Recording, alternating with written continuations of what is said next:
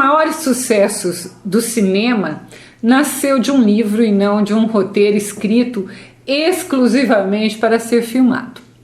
O Grande Gatsby, eu tenho até duas versões, né? É o livro mais famoso do escritor Scott Fitzgerald, que por sua vez também foi um dos mais importantes escritores norte-americanos, né? Ele é tão famoso que ele aparece em várias coleções, por isso que eu tenho 2 exemplares. O Fitzgerald fazia parte da chamada geração perdida dos Estados Unidos, que vai ter uma versão na literatura, vai ter na música também. E que geração é essa? É a geração que normalmente lutou na Primeira Grande Guerra e chamada de perdida no sentido de que depois da guerra esses jovens ficaram meio perdidos, sem saber que direção tomar. Era uma geração, no caso da literatura, né, de escritores norte-americanos que depois da guerra foram morar em Paris.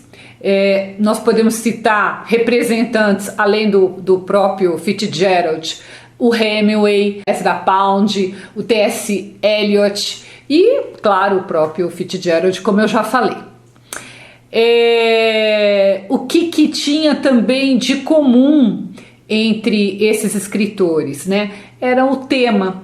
Esses escritores, muitos deles, em seus romances, começaram a abordar a futilidade dos ricos norte-americanos, né? E isso é uma presença na década de 20 que vai ocorrer até a quebra da Bolsa de Nova York em 1929, né? Então são os chamados loucos anos 20, que os Estados Unidos estava vivendo uma época de muita prosperidade depois da Primeira Grande Guerra.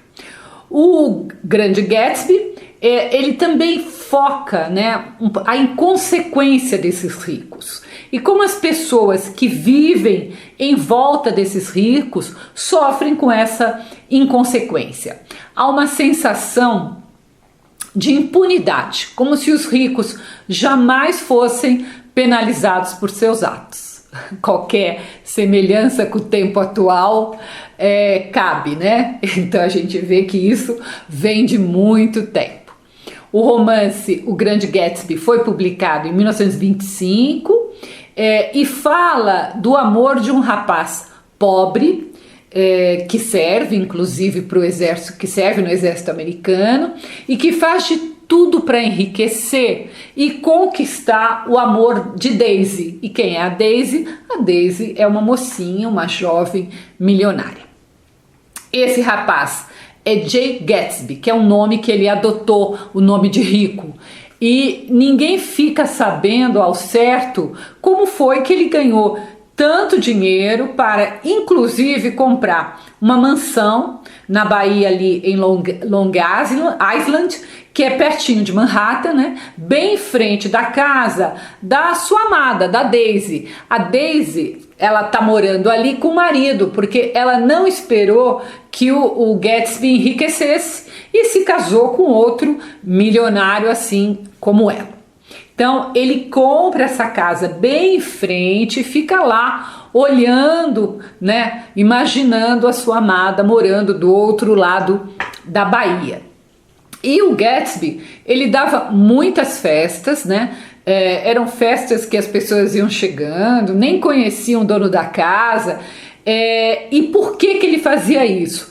Porque, na verdade, ele dava essas festas na esperança de que, pela proximidade ali, pela vizinhança, algum dia a sua amada, a Daisy, fosse a alguma dessas festas. Uma coisa bastante interessante é que essas festas do Grande Gatsby, elas lembram muito o estilo de vida do próprio escritor e da sua mulher Zelda, que também era escritora e dançarina, né? Eles levavam um tipo de vida muito parecida com o desse personagem, muitas festas, né? E muita bebedeira, era um casal conhecido pela bebedeira. Uma vez o Fitzgerald disse, né? Às vezes, não sei se eu e Zelda existimos de fato ou se somos personagens de um de meus romances. E por que ele vai dizer isso? Tamanho aparente glamour e superficialidade das vidas dos dois, da vida desse casal. E era uma vida assim bem louca, né? Como eles bebiam muito, eles faziam muitas maluquices. A história do Grande Gatsby, ela vai ser nos contada, ela vai ser vista pelo olhar do jovem Carroway. Esse Carroway, apesar dele morar numa casa muito simples, ele é vizinho do Gatsby, né? A do Gatsby é uma mansão maravilhosa e a dele é uma casa simplesinha ali, que é vizinha, os dois jardins se encontram. E ele também é um primo distante da Daisy. Então vai ser através desse personagem, do Carroway, que o autor vai fazer a crítica aos ricos que se acham superiores. Quero dar um exemplo dessa futilidade dos ricos e dessa prepotência.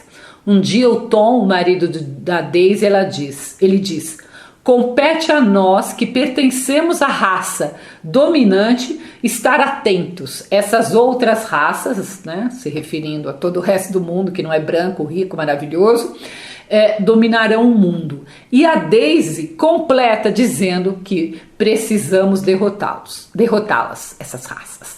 Horrível, né? Eu também achei horrível, mas isso não impede que a gente leia o livro. É muito importante a gente ler esses livros que trazem essas visões deturpadas, porque isso vai nos fazendo ser mais críticos, né? Além de O Grande Gatsby, Fitzgerald também é o autor de outros grandes sucessos que foram levados ao cinema, como Suave é a Noite e O Curioso Caso de Benjamin Button.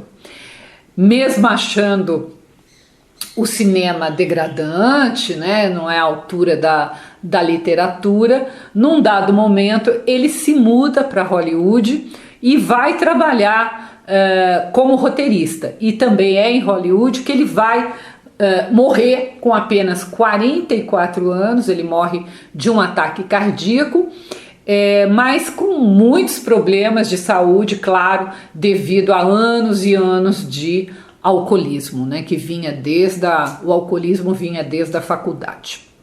Se você quiser ler a resenha, ela está no meu site www.miriambevilacqua.com.br e, por favor, não deixe de se inscrever aqui no canal.